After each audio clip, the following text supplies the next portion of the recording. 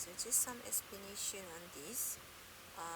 When you simplify your explanations there, root of 2x plus with root of 2x, okay, so this doesn't equals to root of 4x, no, okay, because the things that we didn't notice is actually we have 1 in front of each, okay, so that it should be negative 2 over 2 root of 2x.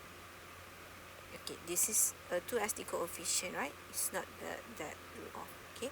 So 2 multiplied with 2x, okay, because of if you have here is a and this is another a, so it should be 2a, right?